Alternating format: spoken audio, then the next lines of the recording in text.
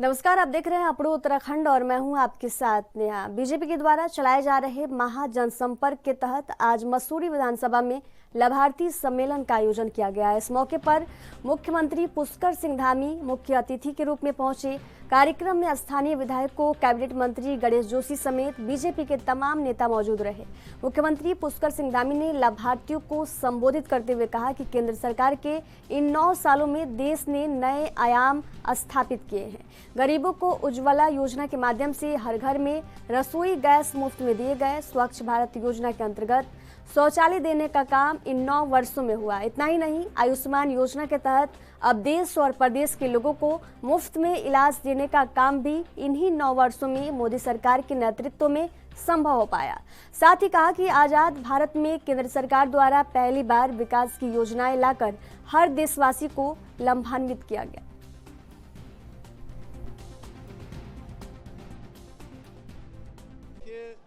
इन 9 वर्षों में जो आदरणीय प्रधानमंत्री मोदी जी के नेतृत्व में अभूतपूर्व रूप से जो विकास के काम हुए हैं वो हर क्षेत्र में हुए हैं। और जो लाभार्थियों की इतनी बड़ी संख्या हमारे पार्टी के द्वारा जो लाभार्थी सम्मेलन किए जा रहे हैं उसमें आने का अर्थ सीधे सीधे यह है कि प्रत्यक्षम किम प्रमाणम, यानी कि हर वर्ग लाभान्वित हुआ है। देश का गरीब समाज के अंतिम छोर में रहने वाला व्यक्ति किसी न किसी योजना से लाभान्वित हुआ है। वैसे तो देश का हर व्यक्ति माननीय प्रधानमंत्री मोदी जी के कालखंड में सीधे सीधे लाभार्थी है।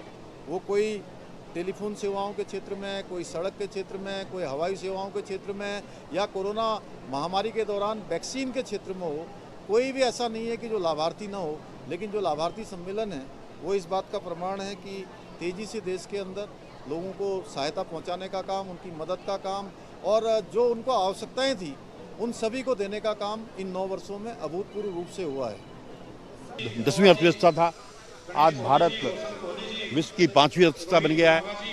जहां पहले अन्य देशों से हम खाद्यान्न का आयात करते थे, आज 70 से अधिक देशों को खाद्यान्न निर्यात करने का काम हम कर रहे हैं।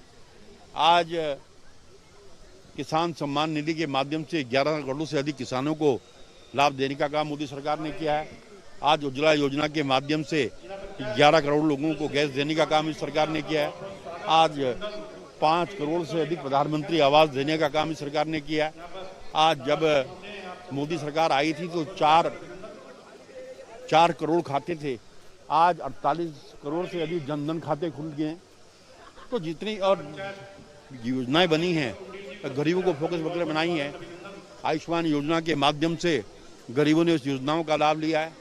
5 लाख तक का फ्री इलाज गरीबों का हो रहा है।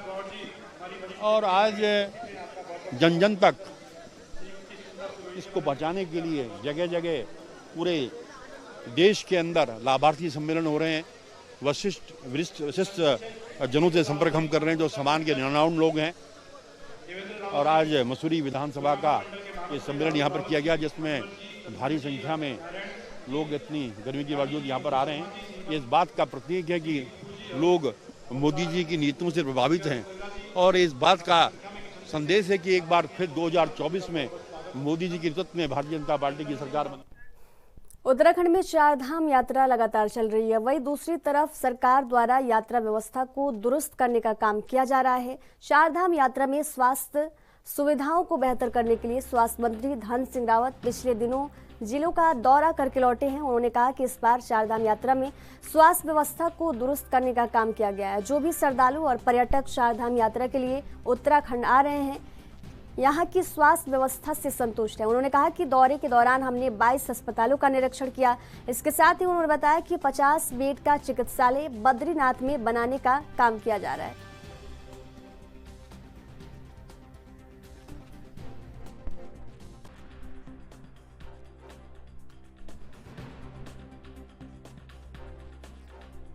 इनके दौरे पे रुद्रप्रयाग, चमोली और पौड़ी के दौरे पे था। लगभग 22 हॉस्पिटलों का हमने निरीक्षण किया है और 50 बेड का हॉस्पिटल हमारे बद्रीनाथ में बन रहा है। हमने माणा गांव से लेके और नीति गांव तक स्वास्थ्य कैंप लगाए वहाँ पे। और जितने यात्री आ रहे हैं, यात्रियों को भी पहली बार लग रहा है कि उत्तराखंड सरकार जो है स्वास्थ्य के क्षेत्र में शहरी विकास मंत्री डॉक्टर प्रेमचंद्र अग्रवाल ने प्रधानमंत्री आवास योजना के तहत कनकपुर काशीपुर के लाभार्थियों को ऑनलाइन लॉटरी के माध्यम से आवास आवंटित किए।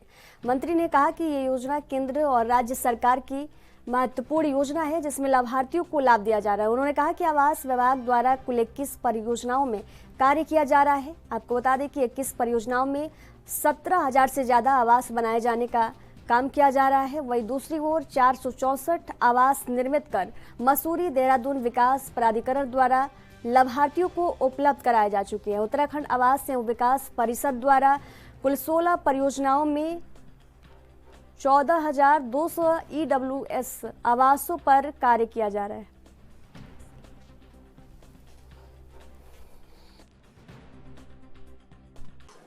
देखिए, हर व्यक्ति का एक सपना होता है कि उनको उनका आवास मिले, और विशेषकर जो हमारे गरीब लोग हैं, ज़रूरतमंद लोग हैं, उनकी एक आवश्यकता हमेशा बनी रहती थी कि उनको एक छत मिले। और मैं निश्चित रूप से माननीय प्रधानमंत्री आदरणीय नरेंद्र मोदी जी का धन्यवाद कर रहा हूँ।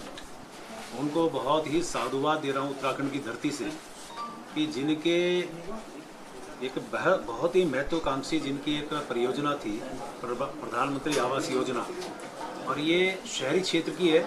इसमें हमें उत्तराखंड को 21 परियोजनाएं स्वीकृत हुई थी। और आपको जानकारी होगी, बहुत पहले की योजनाएं हैं जो पिछले दिनों किन्हीं कारणों से प्रारंभ नहीं हुई थी, लेकिन हमारी धामी सरकार के द्वारा इस दौरान इन सब जितने भी परियोजनाओं पे काम किया गया, 21 परियोजनाएं हैं जिसमें हम लोग काम कर रहे हैं। और 7 योजनाओं का तो हम लोग इसी प्रकार के कार्यक्रम करके लाभार्थियों को आवंटन की स्थिति में ला चुके हैं, और शेष के लिए हम कोशिश कर रहे हैं, जल्दी उनके लिए भी हम कार्यवाही करेंगे। तो आज जिस परियोजना को हमने शुरू लाभार्थियों को पत्र दिया है, उसमें कनकपुर काशीपुर, जिसमें 1256 EWS आवासीय परियोजना में 794 लाभार्थियों ऑनलाइन ड्रॉ निकाला है। देखिए, ये 2017-18 के आसपास की कंसीव्ड प्रोजेक्ट्स थे। किसी कारणवश कुछ टेक्निकल कठिनाई के चलते इनमें तस्में स्टार्ट नहीं हो पाया। हम लोग मार्च 2021 के बाद इसमें कार्य प्रारंभ कर पाए थे, उन कठिनाइयों को दूर करते हुए।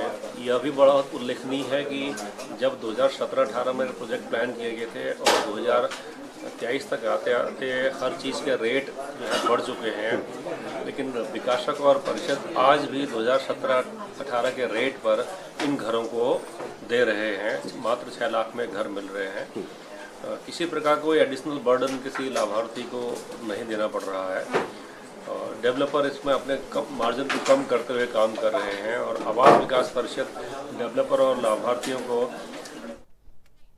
कांग्रेस के प्रदेश अध्यक्ष करण माहरा ने प्रेस वार्ता कर प्रदेश में चल रहे सांप्रदायिक माहौल को लेकर बीजेपी पर गंभीर आरोप लगाए। कांग्रेस अध्यक्ष माहरा ने कहा कि सुनियोजित तरीके से बीजेपी की ओर से इस तरह की साजिश रची गई है और महापंचायत की बात कही गई है। चारधाम यात्रा के बीच इस तरह की घटनाएं बेहद चिंताजनक है। माहरा ने बीजेपी सरकार पर गंभीर आरोप लगाते हुए कहा कि पुरोला से जिन लोगों ने पलायन किया उसमें ज्यादातर बीजेपी अल्पसंख्यक मोर्चे के ही लोग शामिल हैं और ये साजिश के तहत माहौल बनाने की कोशिश हुई है। माहरा ने यह भी कहा कि जब से बीजेपी की सरकार प्रदेश में आई है, हेट स्पीच के मामले बढ़े, लेकिन आज कार्रवाई नहीं हुई। आज अंकिता भंडारी हत्याकांड, भ्रष्टाचार और बेरोजगारी जैसे मुद्दों से लोगों का ध्यान भटक सके, इसलिए प्रदेश में लैंड जिहाद और लॉब जिहाद जैसे मामलों को बढ़ाकर अन्य मामलों से ध्यान भटकाने की काम बीजेपी कर रही है। उन्होंने ये भी कहा कि बीजेपी के ही विधायक दुर्गेश्वर लाल लोगों को भड़काने का काम कर रहे हैं।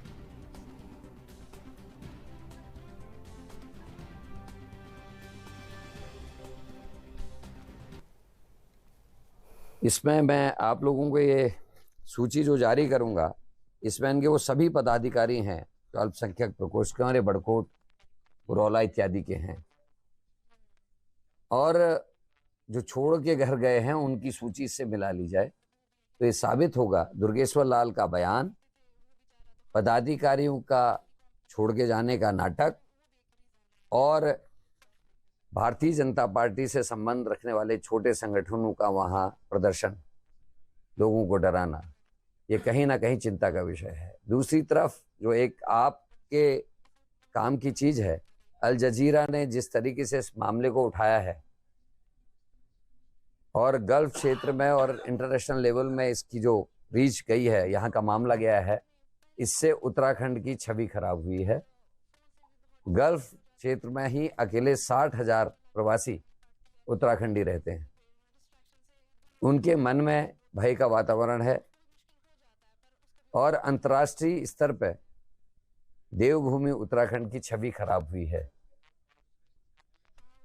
वोटों की राजनीति के चक्कर में सूबे के मुख्यमंत्री और संगठन के द्वारा लगातार जिस तरीके के बयान आ रहे थे, उससे पहले हम लोग थोड़ा ये समझ रहे थे कि केवल अंकिता के मामले को दबाने के लिए या भ्रष्टाचार को दबाने के लिए ध्यान हटाने के लिए कर रहे हैं। लेकिन अब जिस स्तर पे ये चीज़ें चले गई हैं, अंतर्राष्ट्रीय स्तर पे उत्तराखंड की छवि खराब हुई है, टूरिज्म पे हम लोग डिपेंडेंट हैं, चारधाम यात्रा पे हम लोग डिपेंडेंट हैं और उन सब चीज़ों में इसका नेगेटिव असर पड़ेगा। अंतर्राष्ट्रीय स्तर पे भारत की छवि भी। रामनगर में निदेशक कॉर्बेट टाइगर रिजर्व कार्यालय सभागार में मीडिया को सम्मानित पत्रकार बंधुओं के साथ मानव वन्य जीव संघर्ष थीम पर आधारित एक समन्वय बैठक का आयोजन किया गया, जिसमें मानव बाघ संघर्ष को कम करने और अस्तित्व की ओर बढ़ने हेतु विचार विमर्श किया गया।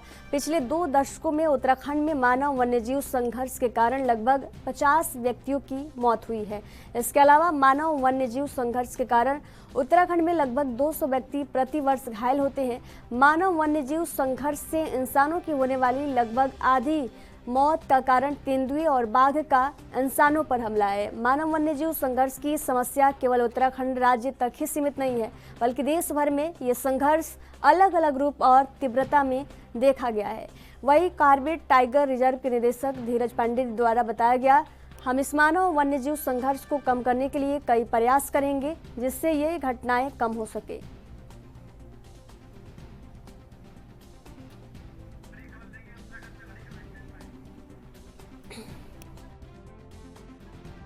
उत्तराखंड के उधम सिंह नगर के जसपुर कोतवाली में कांग्रेस महिला मोर्चे की प्रदेश अध्यक्ष ज्योति रौतेला महिला कार्यकर्ता सम्मेलन में जसपुर पहुंची, जहां महिला कांग्रेस कार्यकर्ताओं ने फूल माला पहनाकर ढोल नगाड़ों के साथ जोरदार तरीके से स्वागत किया। कांग्रेस महिला मोर्चे की प्रदेश अध्यक्ष ज्योति रौतेला ने बताया कि आने वाले निकाय चुनाव, पंचायत चुनाव और लोकसभा चुनाव है, जिसके चलते एक जिम्मेदारी है जिसमें जिलाध्यक्षों से ब्लॉक अध्यक्षों और कार्यकर्ताओं से मुलाकात हो, ताकि आने वाले चुनाव में महिलाओं की भागीदारी बढ़ चढ़कर हो। और कांग्रेस ब्लॉक संगठन से वार्डों और प्रत्येक बूथों से 10-10 महिलाओं को अपने संगठन से जोड़ना चाह रहे हैं। इसलिए प्रदेश भर में दौरा चल रहा है और कार्यकर्ताओं के साथ सम्मेलन किए जा रहे हैं। वही बीजेपी पर निशाना साधते हुए उन्होंने कहा कि ये जो सरकार है, ये आम आदमी की सरकार नहीं है, ये सिर्फ बड़े लोगों की सरकार है, ये अपनी मनमर्जी से चल रही है। प्रदेश में आगामी क्योंकि लोकसभा चुनाव है, निकाय का चुनाव है, पंचायतों का चुनाव है और मैं पौड़ी लोकसभा से शुरू करी, पौड़ी लोकसभा, अल्मोड़ा लोकसभा और उधम सिंह नगर में आज जसपुर में हूँ। और हम लोगों का जो महिला संगठन है, क्योंकि अभी नई नियुक्तियाँ हुई, जो जिलाध्यक्ष, उसका ब्लॉक अध्यक्ष, ब्लॉक कार्यकारिणी, जिला कार्यकारिणी, और हमारी कोशिश है कि इन चुनाव से पहले हम लोग वार्ड वाइज, बूथ वाइज 10 महिलाएं अपने महिला कांग्रेस के संगठन से जोड़ें, ताकि जो आने वाला इलेक्शन है उसमें जो पार्टिसिपेशन ऑफ फीमेल है, जो महिलाओं का पार्टिसिपेशन है वो बढ़े, इसलिए आज ये दौरे मेरे चल रहे हैं। आने वाले चुनाव को लेकर के महिला कांग्रेस में कितना उत्साह देखने को मिल रहा है, जैसे आप दौरे कर रहे हैं? देखिए, महिला कांग्रेस हर तरीके से उत्साहित है, हर तरीके से तैयार है, और जो भी हमारी सक्रिय महिलाएं काम कर रही है अपने क्षेत्र में और लोगों के बीच में हैं, हम पुरजोर तरीके से अपनी पार्टी से उनके लिए टिकट भी मांगेंगे। क्या माना है निकाय चुनाव में इस बार अपना पत्तन कांग्रेस लाएगा? देखिए, मुझे पूरा विश्वास है, जिस तरीके से आज हालात हैं, जिस तरीके से लोग बीजेपी से परेशान हैं, जो बीजेपी ने इस प्रदेश की, उस देश की कंडीशनें कर दी हैं, और लोगों को याद आ रहा है कि कांग्रेस ही एक ऐसी सरकार थी जो जनता के मुद्दों को लेकर जनता के साथ खड़ी रहती थी। तो मुझे पूरा विश्वास है कि आने वाले चुनाव में हम लोग बहुत, निकाय चुनाव में भी और लोकसभा चुनाव में भी भारी जीत हासिल करेंगे। यहाँ रुकेंगे एक छोटे से ब्रेक के लिए। ब्रेक के बाद जल्द हाजिर होंगे। देखते रहिए ANB न्यूज़।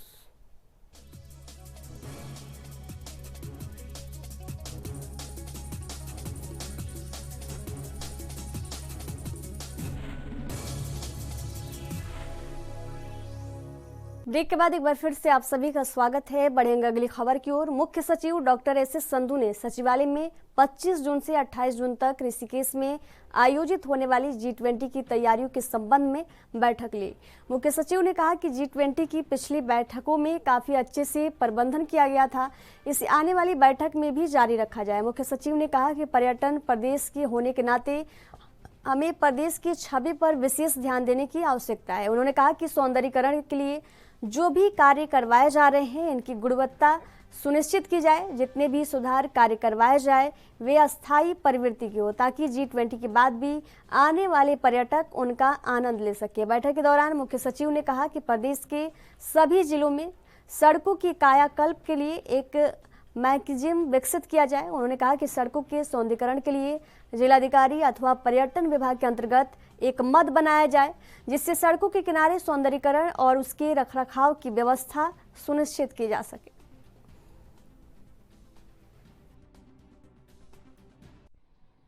ये आगामी जो बैठक हमारी G20 की होने वाली है 25 से 28 जून तक, उसकी तैयारियां अलग अलग विभागों के द्वारा की जा रही हैं, जिसमें सूचना विभाग के द्वारा और प्राधिकरण के द्वारा जो तैयारी की जानी है उसकी हम लोगों ने शुरू कर दी है और तैयारियां जोरों पर हैं और आने वाले एक हफ्ते में हम लोग उसको कंप्लीट कर लेंगे। इसके अलावा अन्य विभाग की तैयारियों के लिए भी कल समीक्षा बैठक आयोजित की गई थी मुख्य सचिव महोदय द्वारा। उनको द्वारा भी निर्देश दिए गए सभी लोग समय भीतर जो तय समय सीमा है उसके भीतर सारी तैयारियाँ पूर्ण कर लें। सर देखिए, इस बार गंगा आरती होनी है त्रिवेणी घाट पर, वो भी एक निश्चित रूप से अपनी संस्कृति से परिचय कराने का मौका मिलेगा। जो गांव का भ्रमण भी रखा हुआ है उसमें, और जो वर्किंग ग्रुप ऑफ इंफ्रास्ट्रक्चर की बैठक है, तो इंफ्रास्ट्रक्चर के क्षेत्र में जो भी कार्य हो रहे हैं या जो होने हैं उस पर चर्चा होनी है।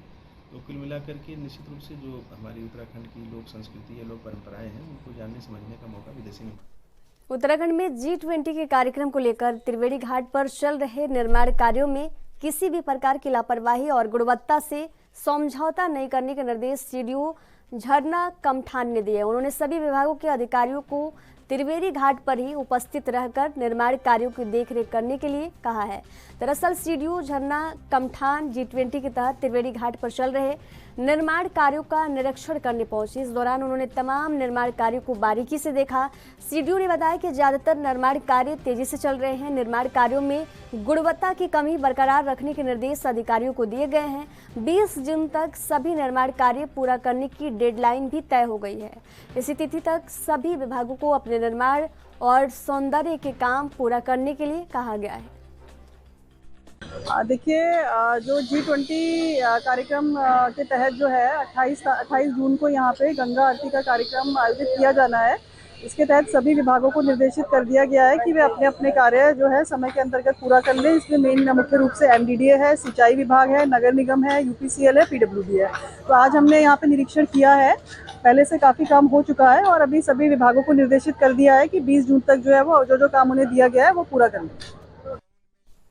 इन दिनों काशीपुर का LD भट्ट राजकीय चिकित्सालय चिकित्सकों की कमी से जूझ रहा है। अस्पताल में यदि डॉक्टर हैं तो पर्याप्त मशीनें नहीं है, अगर मशीनें हैं तो डॉक्टर नहीं है। बस अस्पताल रेफर सेंटर बनकर रह गया है। जबकि उत्तर प्रदेश के समय इस अस्पताल में डॉक्टरों की भरमार हुआ करता था, मगर अब लाखों की इस आबादी वाले काशीपुर के सरकारी अस्पताल में महज कुछ ही डॉक्टर हैं जो मरीजों का इलाज कर रहे हैं। और यही कारण है कि सरकारी अस्पताल में इन दिनों मरीज इधर से उधर मायूस आसानी से देखे जा सकते हैं।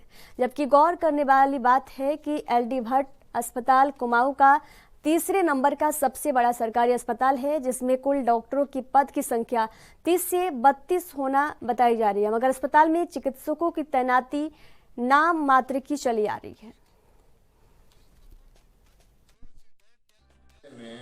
जो है डॉक्टरों की भारी कमी देखी गई है और यहाँ पर जो है मरीज बहुत ज़्यादा परेशान हो रहे हैं। ऑर्थो का डॉक्टर नहीं है, यहाँ कार्डियोलॉजिस्ट नहीं है, यहाँ पर जो है फिजिशियन नहीं है, स्टाफ नर्सों की भी कमी है। क्या है पूरा ये किस तरीके की मांग आपने रखी है सरकार से? ये पद जो यहाँ पे LD भट्ट हॉस्पिटल में पद काफ़ी समय से खाली चल रहे हैं, जिसमें फिजिशियन तो है ही नहीं, बहुत लंबे समय से फिजिशियन यहाँ पे है ही नहीं। 2 पद हैं, दोनों के दोनों खाली चल रहे हैं। और हड्डी रोड विशेषज्ञ भी नहीं है, अभी नेत्र सर्जन का भी उन्होंने VRS ले लिया है तो वो भी खाली चल रहा है पद। एक पद पैथोलॉजिस्ट का भी खाली चल रहा है यहाँ पे, और चर्म रोग विशेषज्ञ का भी खाली चल रहा है, मनोरोग विशेषज्ञ का भी खाली चल रहा है। और हमारे पास स्टाफ की बहुत कमी है। मैं रेडियोलॉजी का काम मैं खुद देख रहा हूँ। स्टाफ नर्स हमारे पास बहुत कम है, 13 स्टाफ नर्स काम कर रही है, 17 वैकेंट खाली चलती है, 30 हमारी पोस्ट है। जो अस्पताल पिछले समय में 300 से 400 ओपीडी देखता था, आज जो है बिल्कुल नाम मात्र के लिए ओपीडी है, क्या कहना है? यही विशेषज्ञ डॉक्टर की कमी होना, तो उनके कारण थोड़ा ओपीडी में कमी तो आई है। अब लगभग प्रतिदिन 300 प्रतिदिन के एवरेज से हम यहाँ आ रहे हैं रोगी हमारे हॉस्पिटल में। बताया जा रहा है कि यहाँ पर जो है जो मरीज आते हैं उनको रेफर कर दिया जाता है जब डॉक्टर नहीं होते हैं तो? वो तो निश्चित, नहीं तो मरीज को तो सुविधा देने के लिए हायर सेंटर में रेफर करना ही पड़ता है। तो अब सरकार से आपने क्या डिमांड रखी है डॉक्टरों की? वो सरकार के संज्ञान में है और CMO साहब को भी अवगत कर दिया गया है। जैसे डॉक्टर अभी बीच में ट्रांसफ़र हुए थे, अभी LD भट्ट को कोई डॉक्टर मिला ही नहीं। सुना जा रहा है कि यहाँ पर जो है जो अटैचमेंट है जिनका स्टाफ नर्सों का, उनका वेतन भी 4 महीने से नहीं मिला है। अब ये तो हमारे संज्ञान में नहीं है, वो दूसरे इंस्टीट्यूट से यहाँ पे अटैच है, मेडिकल कॉलेज से वो, इसलिए तो उनका भी समायोजन होना है, तो उससे बाद ही वेतन की कार्रवाई हो पाएगी। आप किस वजह से आए हो, क्या देखा आपने? मैं अपना आँख चेक कराने के लिए आया हूँ। एक आँख में मतियाबिंद है और ये बोल रहे हैं कि डॉक्टर नहीं है, तो ये कैसे मालूम कि डॉक्टर साहब नहीं है? हॉस्पिटल खुला है? हॉस्पिटल खुला है, इनकी क्लिनिक भी खुली है, लेकिन मैं कई बार आया हूँ, डॉक्टर साहब नहीं मिलते। तो फिर कौन जांच करता पाया गया है? 15-20 दिन हो गए। अब वहाँ जो बैठा होता है वो लगता तो नहीं कि डॉक्टर है। हमने जब भी दवा यहाँ से ले गया है लिखा करके, वो लगते नहीं कि डॉक्टर है। वो नहीं लगते? नहीं, कहीं से कहीं नहीं लगते, वो है नहीं डॉक्टर। मगर दवाई देते हैं वो दवाई लिख देते हैं, मेरे पास प्रूफ है। जैसे आए थे और यहाँ पर क्या देखा आपने? आंखें दिखाना आई थी अपनी, आंखें चेक कराने, तो यहाँ ना कोई डॉक्टर है, कुछ नहीं है यहाँ। मैं आ रही हूँ 15 दिन से, यहाँ चक्कर काट रही हूँ आंखें चेक कराने के लिए, कोई नहीं मिलता। और डॉक्टर भी मिलते हैं, बस उन्हें अंदर जाएंगे, सिरगट लगाएंगे। 2-3 बार देखा मैंने, पेशेंट बैठे हुए हों या कुछ भी। कंपाउंडर जो है अपने आप को डॉक्टर बताते हैं? यही चश्मा वश्मा बनवा लो या कुछ, ये वो तो नहीं मैंने वो करा, लेकिन बस आई तो मिले नहीं मुझे डॉक्टर। उन्होंने क्या कहा, चश्मा बनवा लो? हाँ, चश्मा बनवा लो, चश्मा आंखें चेक करवा लो बस। उत्तराखंड के ऋषिकेश में त्रिवेणी घाट पर रोड कपड़े का बिजनेस करने वाले व्यापारी हरीश कुमार के बेटे साहिल विरमानी को सोशल मीडिया पर लगातार जान से मारने की धमकी मिल रही है। धमकी देने वाला खुद को लॉरेंस बिश्नोई गैंग और सिद्धू मूसेवाला की हत्या से जुड़े गोल्डी बराट का खास बता रहा है। धमकियों से परेशान होकर साहिल विरमानी ने ऋषिकेश कोतवाली पुलिस से मदद की गुहार लगाई है। साहिल विरमानी ने लिखित शिकायत देकर धमकी देने वाले को गिरफ्तार करके उसके खिलाफ कानूनी कार्रवाई करने की मांग की है। साहिल विरमानी का कहना है कि धमकी देने वाला कई बार कह चुका है कि उनके शूटर दुकान के आसपास मौजूद हैं। जब से उनको सोशल मीडिया पर जान से मारने की धमकी मिल रही है, तब से उनका परिवार खौफ में जी रहा है। 4-5 दिनों से मुझे लगातार मैसेज आ रहे थे, तो मैंने इनको गौर करा तो देखा, इन्होंने मुझे बोला कि ये कहते हैं हम लॉरेंस बिश्नोई गैंग से है और कोई गौरव बरार करके है, उसका भी नाम लिया इन्होंने, और अपने आप को लॉरेंस बिश्नोई के खास और लॉरेंस बिश्नोई ग्रुप के मेंबर बताते हैं अपने आप को, और जो है मुझे जान से मारने की धमकी दी। और कई बार बोला इन्होंने हमारे शूटर तेरे आसपास है, हमारे कई सारे शूटर्स हैं, हमारे शूटर्स की लोकेशन ये है, अब शूटर तेरे पास पहुंचने वाला है, तू अपनी तेरे पास 24 घंटे है। ऐसी तरह की धमकियां लगातार मुझे आ रही थी। और इसके बारे में जो मैंने अपनी तहरीर ऋषिकेश कोतवाली को दी है, जिसके प्रति उन्होंने जो है इस पे मुकदमा भी दर्ज कर लिया है, और जो है आज मेरे जो है बयान लेके उन्होंने इस पे जो आगे की कार्रवाई भी शुरू कर दी है। सर ये मुझे व्हाट्सएप पे लगातार मैसेज आ रहे थे अलग अलग नंबरों से, 4-5 नंबर है जिससे अलग अलग तरीके से नंबर पे फोन आ रहे थे, व्हाट्सएप कॉल आ रही थी मुझे, और व्हाट्सएप मैसेज और ऑडियोज भेज। उत्तराखंड के उत्तरकाशी में 15 जून को होने वाली महापंचायत को रोक दिया गया। अगली तारीख का ऐलान जल्द होगा। लफ्जियात को लेकर यह महापंचायत होनी थी, लेकिन यहां 14 से 19 जून तक धारा 144 लागू कर दी गई है। लिहाजा महापंचायत की तारीख को आगे बढ़ाने का फैसला लिया गया है। आपको बता दें कि उत्तरकाशी में लफ्जियात के खिलाफ 15 जून को एक बड़ी महापंचायत बुलाई गई थी। इस पर रोक लगाने की मांग को लेकर सुप्रीम कोर्ट में याचिका दाखिल की गई थी। दिल्ली विश्वविद्यालय के प्रोफेसर अपूर्वा नंद और लेखक अशोक वाजपेयी ने सुप्रीम कोर्ट के चीफ जस्टिस को पत्र याचिका भेजी थी। उन्होंने सुप्रीम कोर्ट के चीफ जस्टिस से 15 जून को लव जिहाद के खिलाफ उत्तरकाशी में बुलाई गई एक बड़ी महापंचायत पर तत्काल रोक लगाने की मांग की थी। इसे देखते हुए महापंचायत के मुख्य आयोजकों राकेश उत्तराखंडी और स्वामी दर्शन भारती को प्रशासन ने नजरबंद कर दिया।